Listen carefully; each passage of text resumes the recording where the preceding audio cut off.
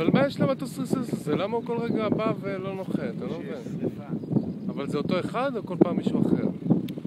זה יכול להיות זה ליאוז? לא נראה לי, לא.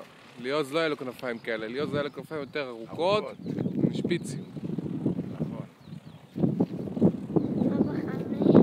אני בחיים יותר לא באה אתכם. הנה, המטוס ריסוס נוחת. לא מבין, הוא עשה איזה 7 הקפות עוד שהוא נחת. זה לא ריסוס, מה אתה צוחק?